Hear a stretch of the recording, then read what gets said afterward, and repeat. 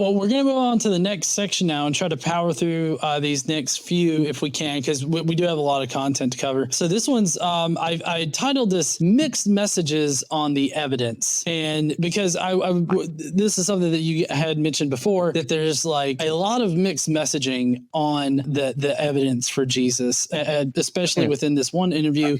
But I have another clip, a very poignant clip that I've worked in here that's going to prove to be a problem. So nice. If you're ready, I'll just go ahead and play it. Roll it. So he says in the second paragraph, there's also, of course, the unfortunate public who believe there are mountains of evidence for a historical Jesus because they keep being told that. And I saw that and I'm thinking, who's telling them that? Who's saying that there are mountains of evidence for a historical Jesus? We're about to get into a clip from Bart Ehrhman saying this, but also Bart Ehrhman says this. I've got this one blog post that Bart Ehrhman said it on where he talks about, he doesn't use the exact phrase mountains of evidence, but he definitely says that Jesus is better attested than Josephus. I mean, I feel like that would at least, amount to mountain of evidence. I actually have a transcript of Bart Ehrhman at a conference when he said he compared the evidence for Jesus to the evidence for evolution, for example. So yeah, again, he doesn't use the exact word mountains, but he absolutely says exactly that. Let's see your evidence, and then I'll present mine, and then we'll see. Who's telling them that? Who's saying that there are mountains of evidence for a historical Jesus? Well, I feel like this is something that does come out of a certain brand of Christian apologetics, right? But I mean, if you pay enough attention to figures like Josh McDowell or Lee Strobel or J. Warner Wallace or some of these characters who aren't scholars, then yes, you'll hear about these mountains of evidence. What is the evidence? It's not good enough that it kind of fits well with your theory. What's the actual evidence of it? We have multiple sources that talk about Jesus independently of each other. I mean, just the ones we've talked about. You've got Mark, M, Q, L, you've got John. John had multiple sources. There's a sign source. There's a discourse source. There are multiple sources in John. Right there, you've got 7 sources just in the Gospels of the New that are independent of each other. The book of Acts talks about Jesus. Other books of the New Testament mention the historical Jesus. Paul says concrete things about the historical Jesus. Paul knows his brother. I mean, if he didn't exist, his brother would surely know it. It's like, how much evidence do you need? But how much evidence do you need when you have Acts? Richard, sorry, fuck. Sorry, you're muted again there, Rick. Okay, so that was your clip. Good. I have an even better one. Well, I don't have the video there. Somewhere there's a video of this. So this is a transcript of a video. I might have a link to it, but I don't want to tangle into it and try and make that work. But this is me doing a poor reading of a one-act play by Bart Ehrhman, what he said at this occasion. Someone asked him, what are the chances that Jesus didn't exist? They said something like, why do you think there's enough evidence to believe Jesus exists? And this is what he said. This is a quote. Well, I do. I mean, that's why I wrote the book. Okay, yeah. I have a whole book on it. So there is a lot of evidence. I mean, there is so much evidence that it is not. Look, I know in the crowds you all run around with, it's commonly thought that Jesus did not exist. Let me tell you, once you get outside of your conclave, there's nobody this is not even an issue for scholars of antiquity. It is not an issue for scholars. There is no scholar in any college or university in the Western world who teaches classics, ancient history, New Testament, early Christianity, any related field who doubts that Jesus existed. Now, that is not evidence. That is not evidence. Just because everybody thinks so doesn't make it evidence. But if you want to know about the theory of evolution versus the theory of creationism, and every scholar in every reputable institution in the world believes in evolution, it may not be evidence, but if you've got a different opinion, you better have a pretty good piece of evidence yourself. The reason for thinking Jesus existed is because he is abundantly attested in early sources. That's why. And I give the details in my book. Early and independent sources indicate that certainly that Jesus existed. One author that we know about knew Jesus' brother and knew Jesus' closest disciple, Peter. He's an eyewitness to both Jesus' closest disciple and his brother. So I mean, I'm sorry, but again, I respect your disbelief, but I if you want to go where the evidence goes, I think that atheists have done themselves a disservice by jumping on the bandwagon of mythicism, because frankly, it makes you look foolish to the outside world. If that's what you're going to believe, you just look foolish. You're much better off going with historical Jesus, or with historical evidence and arguing historically, rather than coming up with the theory that Jesus didn't exist. End quote. Yeah. I believe if anybody wants to look that up and hear it for yourself, it's when Bart and I know this because I've had to watch this video so many times. It's when Bart accepted the Humanist Award. Oh, yeah. There was a Q&A he gave a or something, speech. yeah. Yeah, there was. And so that's it. I don't know if you've ever seen the picture online of Bart standing. I think it's like with a fat dude sculpture or award or something like that. And he gives this big long speech about how, you're ridiculous if you're a mythicist. The overall tone of it. That's literally what we're talking about. And then McGrath does the same thing later in the video where he compares the evidence for Jesus to the evidence for evolution. He does the same fucking thing. Even though right here he's saying, no, we don't do that. No. And then he fucking does it. And that's the shit that pisses me off, man. God damn it. Yeah. I've actually got him digging himself a pretty deep hole, both him and Kipp, I guess. And then that clip comes right after that. Okay. So when you delve into actual scholarship, I think scholars who work in the field will agree that the evidence for an historical Jesus is not especially strong, and it is really problematic, and there's nothing we can do about that. But he goes on to say the evidence is actually scant, vague, weak, and problematic. And I'm sitting here going, amen. Yeah, right?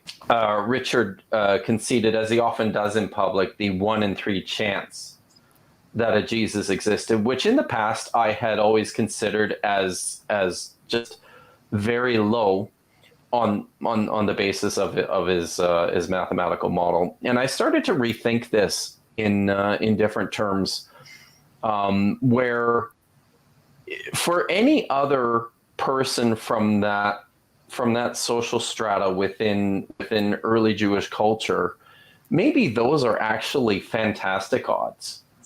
What are the odds of the vast majority of people who have existed that we know nothing about to have existed?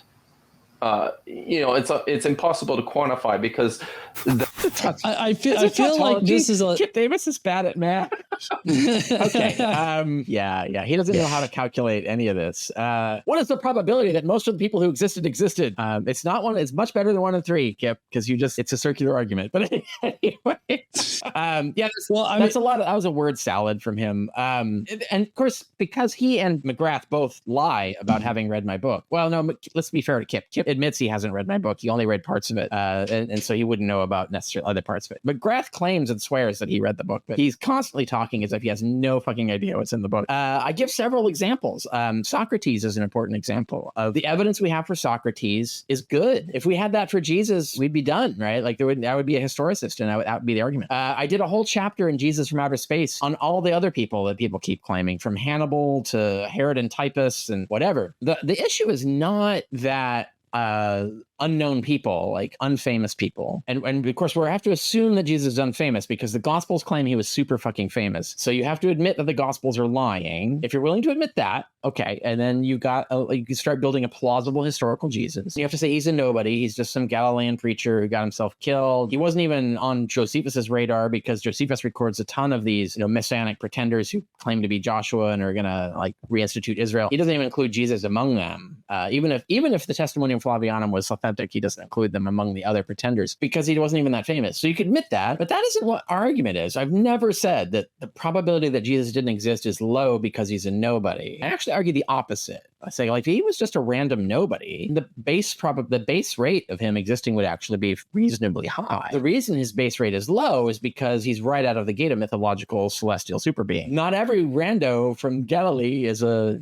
heavily mythologized super being right out of the gate. That's your reference class, right? And that's Kipp is just rolling right over all of that, forgetting it. He has no idea what the argument is or what we're doing with the math here or any of that. And it's just, it's illustrative of them not checking. Like Kipp is not even interested in checking what my actual argument is, how the mathematical model works, what evidence is based on. He has zero interest in that. And yet he's completely just pontificating about what it is and what it isn't, as if he knows. And that you have to ask, why is he doing that? Why didn't he just admit, I haven't read it. I don't know what case he makes for it. Like he could just say that, but no, he has to spin bullshit, as we see happening here. The vast majority of people who have ever lived leave no mark whatsoever on recorded history. We have relatively little. Sorry. Literally what I've said myself. Like he's not saying anything new. I said exactly this myself, but go on. Yeah. Right. Well, I was also going to ask, isn't it a bit of an equivalence fallacy or, like a comparison fallacy? Because I think comparing, but that may be what you were talking about just a second ago. False equivalence. Yes. In the sense that, and what we would say in Bayesian terms, it's the wrong reference class. So he's talking about us ordinary people. Jesus is not an ordinary person, right? Like right out of the gate, like literally it's not like Jesus is an ordinary person. We have memoirs about him. And then 10 years later, the wild myths get spun about him. No, it's wild myths right out of the gate. Bam. Nothing but wild myths.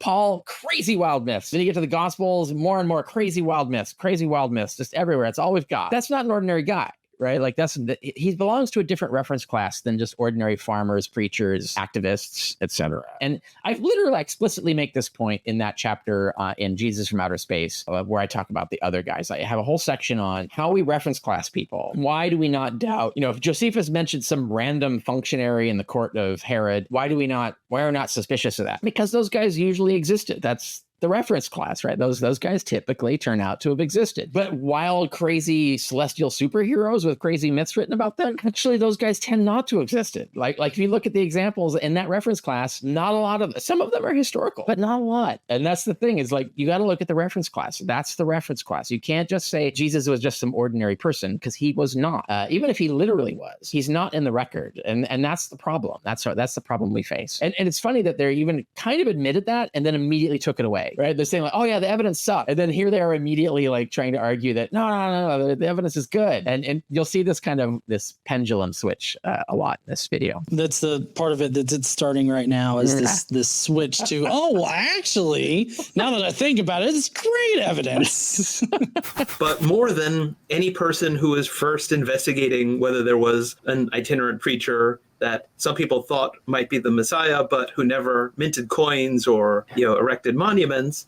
What do you expect to find, right? I mean, if you deal with ancient sources and ancient history, if you find that somebody, it's like, this is a letter, that we have reason to think is authentic by somebody who met his brother. It's like, what more than that do you expect, right? That's better than we have for most ancient people. And when it comes to Carrier's model, he makes the lack of certain kinds of evidence, the things that we don't know, makes it all part of this one equation. And it seems to me that that's very problematic when applied to history in general and ancient history in particular. I have no Considering all the evidence is bad, Rick, what the fuck are you doing? I also don't know what he's talking about in terms of my mathematical model. I don't get the impression from anything he said here that he even knows what it is. Certainly not on this. Right? He seems to think that somehow the argument from silence in the general record, I'm counting against historicity, when in fact I explicitly say it has no effect on the probability of historicity. Like the whole chapter ends of chapter 8, like no effect. The only thing that has an effect are actual little pieces of evidence that suggest he didn't exist, but they have to be positive evidence that. The only argument from silence that's valid is from the letters of Paul, and there's a particular reason why the argument from silence works there, at least probabilistically. It's just not like decisive, but it's probabilistic. But he's not even talking about that. Like he seems to think that I'm counting the silence in the general record as evidence against historicity, and that's the opposite of what I do. So he doesn't know. He swore. I know you didn't include the clip, but anybody who watches that video early on, he fucking swears repeatedly in different forms, swears that he read my book. Have you read his work? I have. Do you want me to put...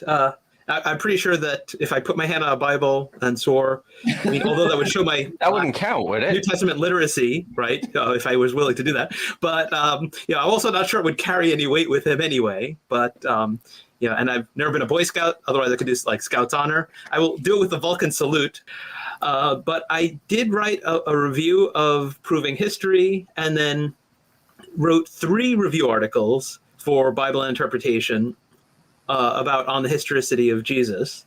But this statement right here, and there's many others he makes about, like, demonstrate conclusively that he did not. So what's he up to here? Like, why is he just stone cold fucking lying like this? Like, what is his game? I don't fully understand what his mission is, but it's not telling the truth. I can tell you that. Here's my thinking on it. It is pretty much what you just said, I guess. If he has read the book, then he should know you don't count this general argument from silence as part of the evidence, like in your model. Right. But here he's saying Carrier includes this as a principal like thing in the mathematical model. And that's like not what you do. One thing's got to be a lie here, right? Either like he read either he read your book and so he's lying about you including it, or he hasn't read your book, therefore he's just making shit up later that he thinks is in your book. Yeah, right. Yeah. And it's also Mott and Bailey. So I have an article people can check on my site called Mott and Bailey as a rhetorical tactic, where you have a ridiculous position and then people start showing that your position is ridiculous. So you retreat to a less ridiculous position. It seems kind of like the position you were holding before, but it's different. And then people go, oh, okay, whatever. And then once everybody's forgotten the conversation, you run back to the ridiculous position and keep defending it. And he's done that here multiple times already, where he says something that looks like the safe position, like, oh, yeah, the evidence is problematic. Amen, right? It's scarce and problematic. Amen. And then that's the safe position. But then as soon as the threat of my argument has been removed and they've changed the subject and they're off to something else, he's completely forgotten that. And now he's gone back to the ridiculous position that, they're like, oh no, the evidence is super solid and you can't count this against anything at all. It doesn't reduce the probability at all. And how dare he think that it does? And it's like this, these are incongruous positions, but he's running from one to the other as needed to defend the faith, or at least defend whatever beliefs that he wants to defend. So he's busy defending a belief that he has rather than trying to figure out what's true, rather than actually honestly, like, rationally examining the case. He's not interested in it. He doesn't want to read the book. He doesn't want to know what my actual arguments are. He doesn't want to study the mathematical model. He doesn't know what it is. He doesn't care. And that's clear. It's totally clear from the way he talks here and also the way he's talked in other places. And like I said, I document that multiple times on my blog, that he does this a lot. This is not suddenly a new thing that he's doing in this video. If we find a tombstone that says, "Here lies Fred," and it says nothing else, and we have no other information, if the tombstone is authentic, we should conclude that it's probable that there was a Fred. And so as soon as some detail that we have about Jesus is more probable than not, then the historicity of Jesus is more probable than not. We have to go for a more natural explanation that Paul got information from other people. And some of the way he talks about meeting with James, with Peter, as well as the hints that he had relatives and others that he opposed and now no longer does so, suggests that there is a straightforward historical explanation that is compatible with what Paul actually says. Yeah. Mythicists get really annoyed when I make comparisons between them and young earth creationists and intelligent design proponents and folks like that. Yeah. So, I mean, he ends up... Yeah, you yourself, James McGrath, were complaining about that half an hour ago. Now you're doing it. The very thing that you complained about doing. Yeah, that's what happened there. Also, he's wrong about the math. Like, I don't want to get into that in detail here because it's people can learn that elsewhere. I've written about it many times, but it is not the case that as soon as you have any piece of evidence that is more likely on one theory than another, that theory is then automatically more likely than the other, right? So it is possible. And for people who it's easy to show this, people know, like, you can have evidence that supports someone committing a murder, but that all the evidence together tells you that they didn't, right? So like a single piece of evidence cannot decide the case. So you can say it's more likely that this evidence would exist if you did commit the murder, but we have you on video in fucking Paris, so there's obviously no fucking way you committed the murder, right? So like the thing is, like, it doesn't work that way, but the fact that he thinks it does means he doesn't know anything about how logic works. And this is another thing that is very frustrating with historians generally, is that they don't actually know how logic works. They don't know know why their conclusions follow from the premises, and they cannot explain it. They just feel in their gut that it does, like it feels right or whatever. This is actually a serious problem in the field, and I'm not the only one to have pointed this out. David Hackett Fisher wrote a book called Historians' Fallacies that's all about this, where he gives numerous examples through multiple fields of history of this being a problem in history, and it is still a problem in history. At least, like you can trust the critical acumen of most historians simply because like their innate intuition is reliable in the sense that they can't explain why it is. It just is. McGrath's intuition is massively unreliable. And I've caught him doing like ridiculous things multiple times. And it's funny for him to talk about the tombstone thing. That's super funny because there was a time not long ago, I guess it was 10 years ago now, so there was a while, that he was seriously arguing that the reason we don't have inscriptions attesting to Jesus is that no one erected inscriptions except governments. He forgot about tombstones, but anyway, that's wildly false. So there's only two possibilities there. Either he knew it was wildly false and he fucking lied, and then you have to ask why. Or he literally doesn't fucking know anything about ancient history and doesn't know anything about the epigraphic tendency of the Roman Empire in the Hellenistic period. Doesn't know anything about the evidence. It's particularly embarrassing because he could have just made the argument that I made, which is that we don't expect any inscriptions attesting to Jesus. So the fact that we don't have any is not relevant to the historicity of Jesus. Like I literally say that. That's in the book that he claims and swears that he read, but clearly hasn't. Anyway, so it's funny for him to talk about tombstones when there was a while ago when he denied that tombstones even existed because he doesn't know what the fuck he's talking about. But he pretends he is. You notice the confidence with which he acts. Like, I'm a member of the guild. I fucking know what I'm talking about. You should just believe me. No, you shouldn't, actually. Like, he says false things so many times. You really shouldn't trust him. And if you don't believe me, I document this multiple times. If this video isn't enough, go search James McGrath and you'll find out like how not competent he actually is in this subject. But anyway, that's my rant. Soapbox ended. Now, what do you think about as far as like the content of OHJ and like your method that you use in it? What do you think about the possibility that maybe he did read it, he just doesn't accurately recall anything from the book? And he's just making statements. And so here's what an honest person would do, and I can give an example of myself. Like people often ask me, like, what do you think about what this scholar said? Name a book or whatever. I'll say, I read that like 10 years ago. I don't really remember it clearly enough to give you an opinion. I can report to you my emotional memory of reading the book, like what my reaction to it was, but I can't articulate why, like what was specifically wrong or right or whatever. And that's just because I don't remember. Right? It's been so long. So if you're an honest person, that's what you would do, right? You'd say like, well, I didn't really understand his mathematical model. That's what you would say. Or if you did understand it, but forgot, you would say, I can't really remember. I remember like I grasped it for a moment, but I don't remember it now. This is how an honest person acts. But no, a liar says, oh, this is what his mathematical model says. And it just spews complete false bullshit. That's dishonest. There is a legit question, to what extent does he know he's being dishonest, or is he literally clinically delusional? It's a separate question. I can't answer that because liars sound exactly like delusional people. There's no objective differences that you can tell. Sometimes you can tell. There's sometimes clues. Like William Lane Craig, I can pretty much peg as a liar.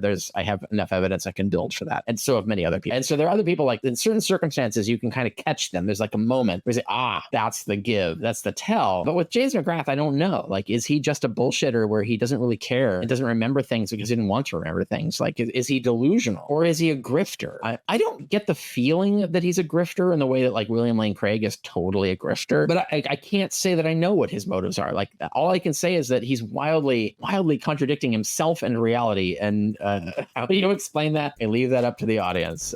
You have to figure it out yourself.